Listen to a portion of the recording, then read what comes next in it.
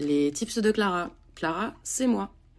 Aujourd'hui, on va parler de réseaux sociaux sur la télévision. En décembre 2025, Instagram a annoncé se lancer sur la télévision. Pour l'instant, l'application n'est disponible qu'aux États-Unis en test et permet de regarder des Reels sur son écran de télé. Ces Reels sont regroupés en centres d'intérêt et les utilisateuristes peuvent liker et commenter directement sur leur écran. Mais pourquoi faire, me direz-vous ? Je me suis posé la même question. J'ai ainsi découvert que d'autres avaient essayé avant. TikTok avait une version TV avant de se faire bannir temporairement aux États-Unis. X a aussi tenté. D'autres services, typiquement Digital Natives, sont aussi intéressés par cet écran, comme Spotify qui essaye de nouer un partenariat avec Netflix pour diffuser ses podcasts vidéo. Concrètement, la frontière entre la télévision et les réseaux sociaux se brouille. Netflix a lancé des vidéos courtes visibles sur son application mobile. TikTok permet d'uploader des contenus vidéo longs et horizontaux. Samsung commercialise un modèle de télévision qui pivote, permettant de passer du modèle horizontal au mode vertical en un tour d'écran. Enfin, YouTube a depuis bien longtemps compris que l'écran de télé était crucial pour son développement, avec une application dédiée, accessible aujourd'hui depuis n'importe quelle télévision connectée. Tout ça pour dire, la télé n'est pas morte, donc. Cela fait des années que l'on prédit la fin de ce média, personne ne regarde, c'est que pour les vieux, vive l'agisme, il n'y a pas de programme intéressant, trop de télé-réalité, trop de publicité.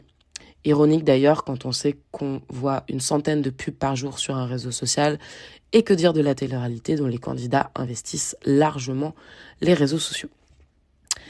Certes, les usages de la télé ont changé, et notamment chez les 15-24 ans en France, qui ne passent plus qu'environ 1 heure par jour devant la télé, contre 3h30 par jour chez les plus de 65 ans, selon une étude de l'Arcom en janvier dernier.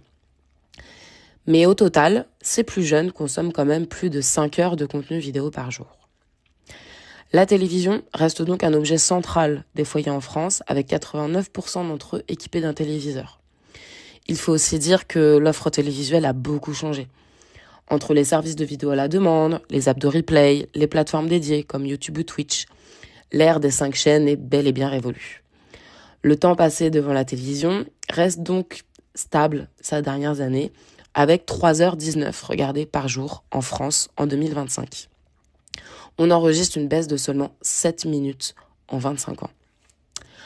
Alors, raison supplémentaire de s'y mettre pour les réseaux sociaux. D'autant plus que le nouvel Eldorado du marché publicitaire, c'est la CTV, aka la Connected TV, tout simplement la télé connectée. C'est la nouvelle promesse des publicitaires pour faire gagner en visibilité tous les annonceurs grâce à une nouvelle variété de diffuseurs et donc de formats publicitaires. Aucune raison pour les réseaux sociaux de passer à côté de cette manne financière. Alors, c'est très intéressant tout ça, mais concrètement, on en fait quoi ?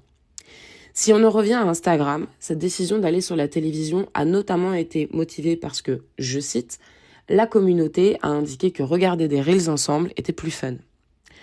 En fait, la consommation de vidéos courtes n'est plus seulement une activité individuelle où une personne parle à une multitude de personnes isolées devant leur écran.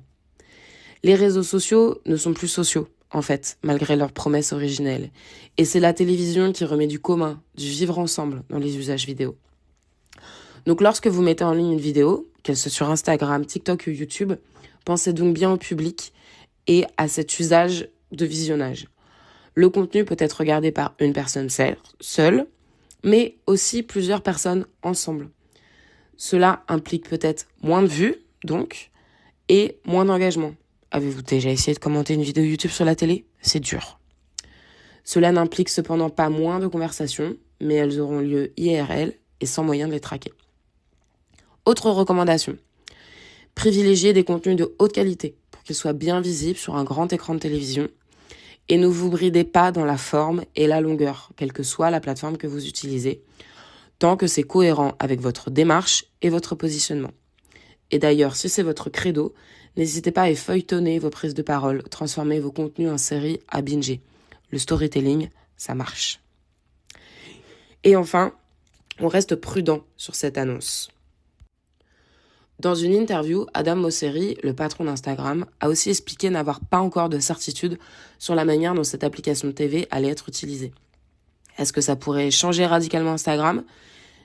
Il a déclaré « Il se pourrait que nous ayons besoin de contenu premium pour fonctionner. Il se pourrait que nous ayons besoin de vidéos longues. Et si oui, qu'est-ce que cela signifie pour nous ? Car c'est littéralement un marché que nous avons explicitement décidé de ne pas pénétrer. » Est-ce qu'on assisterait bientôt au retour d'IGTV ? Pour conclure, on se concentre sur ce qu'on veut dire, à qui et comment. Le format idéal sera le vôtre et l'endroit de visionnage sera choisi par vos fans. Et ces 2 paramètres ne seront pas uniquement décidés par une énième plateforme ou une énième lubie d'un milliardaire assoiffé d'argent. Car à la fin, le temps d'écran n'est pas illimité et l'attention des fans non plus. Merci d'avoir suivi cet épisode jusqu'au bout. N'hésitez pas à vous abonner à notre newsletter en scannant le QR code qui s'affiche à droite de l'écran ou en cliquant sur le lien dans la description. À très bientôt pour le prochain épisode.